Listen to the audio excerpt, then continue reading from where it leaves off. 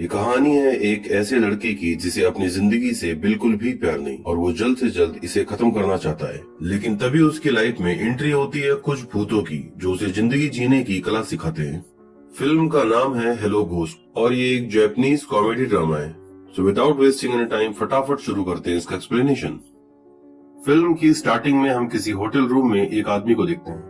इस आदमी का नाम है सैंग और ये बचपन से अनाथ होने के साथ साथ बिल्कुल अकेला है। सैंग अपनी इस तनहा जिंदगी से बोर हो चुका है, इसलिए वो ढेर सारी स्लीपिंग पिल खा के आज सुसाइड करना चाहता है। इसी वक्त यहाँ होटल के मैनेजर का कॉल आता है और वो सैंग से बचे हुए पैसे जमा कराने को कहता है। सैंग सोचता है अभी कुछ देर में तो मैं वैसे ही मरने वाला हूँ, तो पैसे देने का क्या फायदा।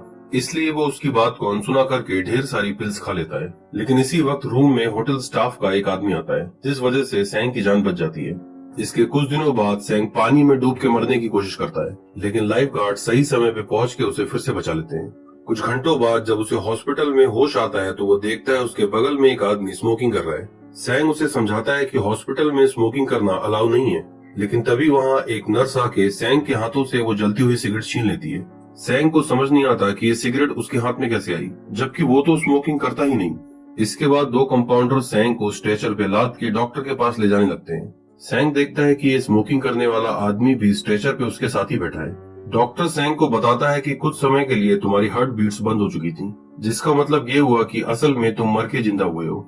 सैंग डॉक्टर से उस आदमी के बारे में पूछता है जो स्ट्रेचर पे उसके साथ आया था, लेकिन डॉक्टर को वो आदमी नजर नहीं आता, तो उसे लगता है कि सैंग के साथ कुछ दिमागी प्रॉब्लम है। तभी सैंग को वहाँ किसी लड़की के रोने की आवाज सुनाई देती है। वो अलमीरा खोल के देखता है तो उसके अंदर एक लड़की बैठी थी जो फूट फूट के रो रही थी, लेकिन डॉक्टर को ये लड़की नजर नहीं आती और ना ही वो इसके रोने की आवाजें सुन सकता है। इसलिए अब वो पूरी तरह से श्योर है कि सैंग के साथ जरूर कुछ मेंटल प्रॉब्लम है। फिर उस रात सैंग को एक बूढ़ा आदमी दिखता है जो इन दोनों की तरह ही दूसरे लोगों को नजर नहीं आता। अब सैंग इतना तो समझ चुका है कि ये तीनों भूत हैं, लेकिन वो ये नहीं समझ पा रहा है कि ये तीनों सिर्फ उसको ही क्यों दिखते हैं। फिर अगली सुबह जब डॉक्टर उसके हालचाल लेने आता है तो सैंग को वहाँ एक बच्चा दिखाई देता है जिसे डॉक्टर और उसकी टीम नहीं देख पा रही थी। अब यहाँ सैंग को समझ में आता है कि पानी में डूबने की वजह से वो कुछ देर के लिए लगभग मर चुका था, तो शायद इसीलिए अब उसके अंदर ऐसी एबिलिटी आ गई है कि अब वो भूतों को देख सकता है। वो हॉस्पिटल से निकल के एक जापानीज तांत्रिक के पास जाता है। सैंग की सारी बातें सुनने के बाद वो बोलता है कि ये आत्माएं शायद पहले से ही तुम्हारे आसपास हैं, लेकिन मौत को इतना करीब से देखने के बाद ही तुम्हारे अंदर ऐसी एबिलिटी आई है कि तुम उन्हें देख सको, और अब अपनी इच्छा पूर्ति के लिए ये भूत तुम्हारे शरीर का इस्तेमाल करेंगे। जब तक ये नहीं चाहते तुम अपनी मर्जी से मर भी नहीं सकते। इसके बाद सैंग अपने घर पे जाता है तो ये चारों भूत भी उसके साथ साथ उसके घर पे जाते हैं। इसके बाद ये चारों भूत बारी बारी से सैंग के शरीर को यूज करके अपनी मनपसंद चीजें करते हैं। इस वजह से सैंग अपनी लाइफ में पहली बार काफी सारी ऐसी चीजें करता है जो उसने आज तक कभी नहीं की, जैसे कि बूढ़े घोस्ट की वजह से उसे ढेर सारी शराब पीनी पड़ती है। स्मोकिंग वाले घोस्ट की वजह से अब वो एक चेन स्मोकर बन चुका है। बच्चा घोस्ट की वजह से उसे काफी सारी अनहेल्दी चीजें खानी पड़ती हैं। सैंग अपनी लाइफ में कभी भी फूट फूट के नहीं रोया, लेकिन लेडी घोस्ट की वजह से उसने ये भी सीख लिया है। इतनी ज्यादा अनहेल्दी लाइफस्टाइल होने की वजह से 2 दिन में ही सैंग की हालत खराब होने लगती है। इसलिए वो उन चारों पे गुस्सा करते हुए कहता है कि तुम लोगों की वजह से अब मेरी तबीयत बिगड़ने लगी है, तो जितनी जल्दी हो सके तुम चारों यहाँ से चले जाओ। फिर उस रात सैंग महसूस करता है कि घर के अंदर का टेम्परेचर बहुत ज्यादा लो है, जिस वजह से वो पूरी रात सो भी नहीं पाता। अगले दिन वो फिर उसी जापानीज तांत्रिक के पास जाता है। ये सैंग को बताता है कि जब भी भूत प्रेत या ऐसी कोई भी स्पिरिट को गुस्सा आता है तो उस जगह का टेम्परेचर अपने आप ही कम होने लगता है। कल सैंग ने उन चारों भूतों को डांटा था, जिस वजह से वो चारों भूत नाराज हो गए और घर के अंदर का टेम्परेचर बहुत ज्यादा लो हो गया। सैंग उससे पूछता है कि क्या कोई ऐसा तरीका है जिससे मैं इन चारों को अपने घर से भगा सकूं। तांत्रिक कहता है कि इन चारों की जरूर कोई इच्छा रही होगी, तुम इन चारों की वो इच्छा पूरी कर दो और ये अपने आप ही चले जाएंगे। फिर वो अपने घर जाके इन चारों भूतों से उस बारे में बात करता है और वो चारों इस बात पे राजी हो जाते हैं कि जब उनकी विशेष पूरी हो जाएंगी वो ये घर छोड़ के चले जाएंगे। सबसे पहली बारी आती है इस बूढ़े घोस्ट की, तो इसकी इच्छा ये है कि इसे एक कैमरा चाहिए। सैंग उसे अपने साथ मार्केट ले जाके बहुत सारे कैमरे दिखाता है, लेकिन इस बूढ़े घोस्ट को इनमें से कोई सा भी कैमरा पसंद नहीं आता। फ्रस्ट्रेट होकर सैंग उससे पूछता है कि तुम्हें जो कैमरा चाहिए वो आखिर कौन सी शॉप पे मिलेगा, जिसपे ये घोस्ट कहता है कि वो कैमरा किसी शॉप पे नहीं बल्कि एक आदमी के पास मिलेगा। सैंग उस पे गुस्सा करते हुए कहता है कि ये बात तुमने मुझे पहले क्यों नहीं बताई, जिसपे ये घोस्ट कहता है क्योंकि तुमने मुझसे पहले पूछा ही नहीं। फिर वो सैंग को बताता है कि हम भूतों की भी कुछ लिमिटेशंस हैं, हम अपनी तरफ से तुम्हें कोई भी इंफॉर्मेशन नहीं दे सकते, हम सिर्फ सवालों का जवाब दे सकते हैं। वो भी तब जब तुम हमसे पूछोगे। सैंग के पूछने पर वो बताता है कि वो कैमरा एक पुलिस वाले के पास है। फिर ये दोनों उस पुलिस वाले के पास जाते हैं। वहाँ सैंग की बॉडी में एंटर करके ये बूढ़ा गोश्त उस पुलिस वाले से अपना कैमरा मांगता है। इस पुलिस वाले ने आज से पहले सैंग को कभी नहीं देखा था, इसलिए वो उसे इग्नोर करके वहाँ से चला जाता है। इस पुलिस वाले का पीछा करते हुए सैंग उस जगह पे पहुंचता है जहाँ उसने किसी क्रिमिनल को पकड़ने के लिए फील्डिंग बिछा रखी थी, लेकिन सैंग की गलती की वजह से वो क्रिमिनल वहाँ से भाग जाता है, जिससे नाराज होकर वो पुलिस वाला सैंग को लॉकअप में डाल देता है। ये बूढ़ा गोश्त इस पुलिस वाले को काफी पहले से जानता है, इसलिए उसे ये भी पता है कि इसका एक एक्स्ट्रा मैरिटल अफेयर है। जब पुलिस वाले की वाइफ उसके लिए खाना लेके आती है तो वो सैंग की बॉडी का यूज करके उसकी वाइफ के सामने पुलिस वाले के एक्स्ट्रा मैरिटल अफेयर के बारे में बताने लगता है, जिससे वो पुलिस वाला घबरा के उसे शांत रहने को कहता है। सैंग कहता है मुझे बस वो कैमरा चाहिए, और वो ये भी बताता है कि वो उसकी टेबल के सेकंड ड्रॉयर में रखा हुआ है, और आखिरकार पुलिस वाले को इसकी बात माननी पड़ती है। इसके बाद सैंग इस गोश्त के साथ कैमरा लेके एक हॉस्पिटल में जाता है। असल में इस कैमरे का असली मालिक फिलहाल इस हॉस्पिटल में एडमिट है, जो किसी समय इस बूढ़े गोश्त का अच्छा दोस्त हुआ करता था। सैंग ये कैमरा उस आदमी को लौटा देता है। यहाँ सैंग एक नर्स को देखता है, जिससे उसे पहली नजर में ही प्यार हो जाता है। ये गोश्त भी इस बात को समझ जाता है, इसलिए वो सैंग की बॉडी में फिर से एंटर करके इसे उस लड़की के पास लेके जाता है, और फिर बहुत ही माचो तरीके से उसके साथ फ्लर्ट करने लगता है। क्योंकि ये गोश्त इस बात को जानता है कि सैंग काफी इंट्रोवर्ट है, तो वो चाहकर भी कभी खुद उस लड़की से बात नहीं कर पाएगा। अपने घर वापस लौटकर सैंग उस बच्चा गोश्त से पूछता है कि उसकी क्या विश है। तब उसे पता चलता है कि इस बच्चे को थिएटर जाके एक कार्टून फिल्म देखनी है। सैंग जब उस बच्चे के साथ थिएटर जाता है तो वहाँ उसे उस हॉस्पिटल की नर्स भी दिखती है। इस लड़की का नाम यून है, और ये खुद भी किसी बच्चे के साथ कार्टून फिल्म देखने आई है। यून देखती है कि सैंग किसी छोटे बच्चे की तरह इस कार्टून फिल्म को एंजॉय कर रहा है। फिर ये चारों लंच करने के लिए जाते हैं। यहाँ सैंग को इस बच्चा गोश्त की वजह से बहुत ज्यादा खाना पड़ता है। यून के साथ वाला बच्चा उसे इतना ज्यादा खाते देख उससे काफी इम्प्रेस होता है। इसके बाद यून इस बच्चे को लेके हॉस्पिटल जाती है, और यहाँ हमें पता चलता है कि ये बच्चा असल में इस हॉस्पिटल का पेशेंट है। वो यून के सामने सैंग की काफी तारीफ करता है और उससे कहता है कि वो सैंग से फिर से मिलना चाहता है।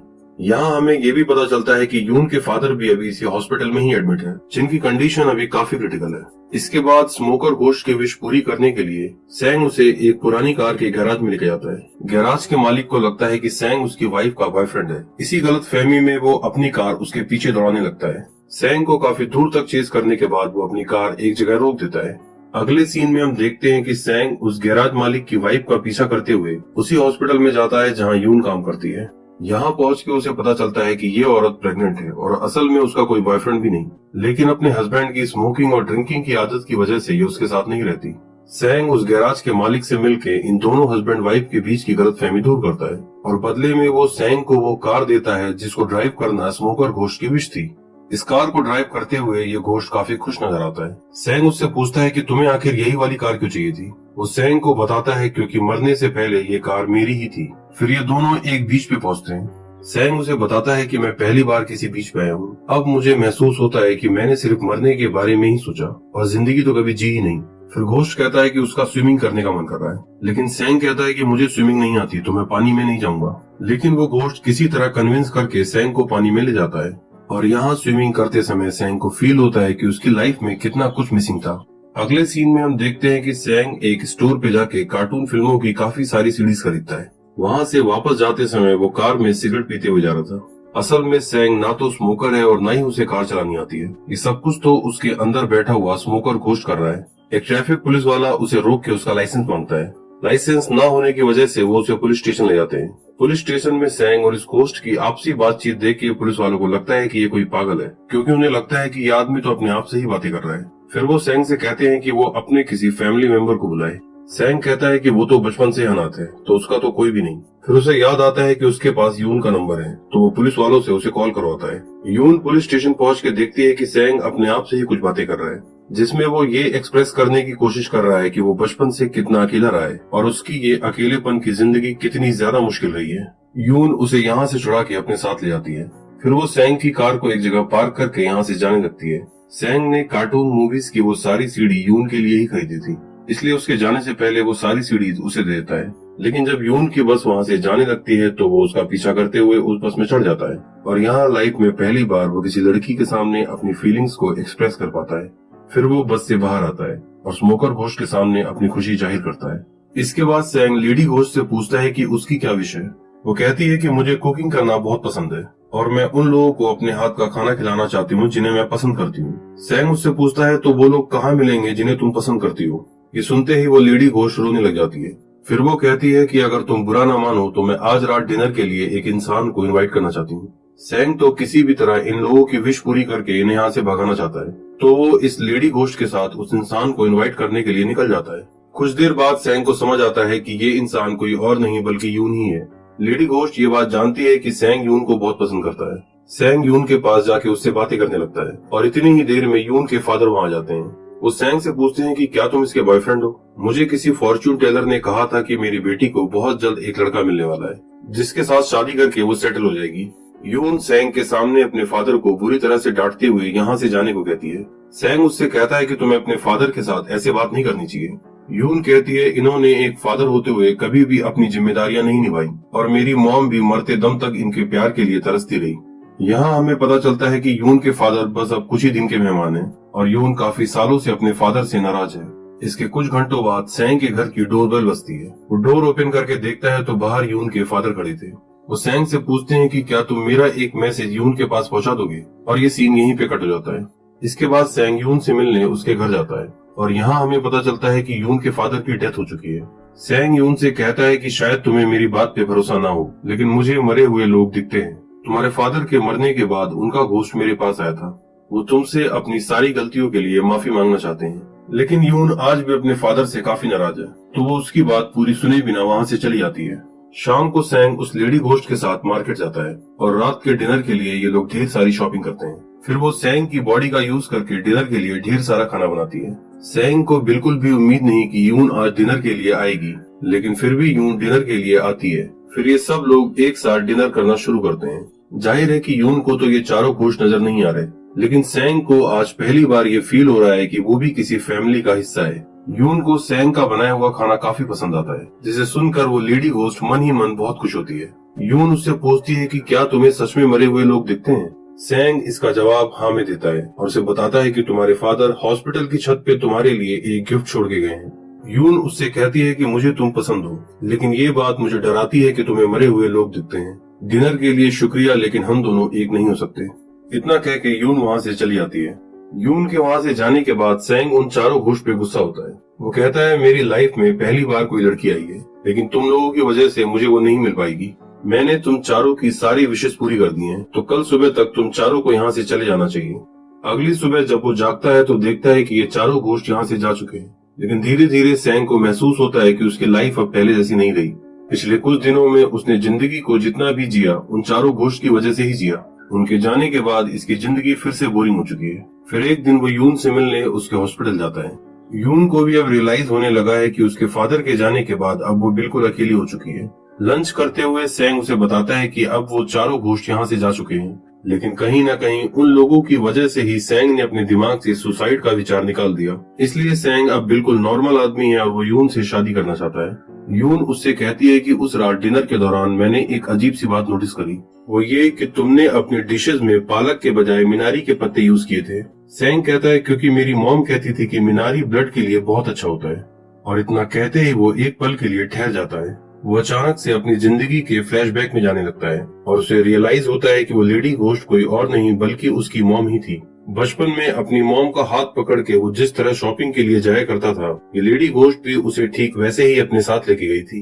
ये सब सोच के उसकी आंखों में आंसू आने लगते हैं और वो उठ के अपने घर की तरफ भागने लगता है। धीरे धीरे उसे याद आता है कि वो बच्चा घोस्ट असल में उसका बड़ा भाई था, जो बचपन में शैतान बच्चों से उसे प्रोटेक्ट किया करता था। स्मोकिंग करने वाला घोस्ट सैंग का फादर था और वो बूढ़ा घोस्ट कोई और नहीं बल्कि सैंग का ग्रैंडफादर था। आज से बहुत साल पहले सैंग के फादर ने एक नई टैक्सी खरीदी थी और उस दिन ये सब मिलके पिकनिक जाने वाले थे। सैंग का ग्रैंडफादर फोटो खींचने के लिए अपने दोस्त का कैमरा लेके आया था और ये सब बहुत खुशी खुशी पिकनिक को जा रहे थे, लेकिन रास्ते में इनकी कार का एक्सीडेंट हो जाता है और वो खाई में गिर जाती है। इस हादसे में सैंग को छोड़ के उसकी पूरी फैमिली मारी जाती है। इसके बाद सैंग की पूरी जिंदगी अनाथ आश्रम में ही बीतती है। इस हादसे का उसके ऊपर इतना गहरा सदमा लगा था कि वो अपनी बचपन की सारी यादें भूल जाता है और यही कारण है कि वो कभी भी ये समझ नहीं पाया कि वो चारों घोस्ट उसके फैमिली मेंबर हैं। वो रोते हुए अपने घर पहुंचता है और यहाँ वो चारों लोग पहले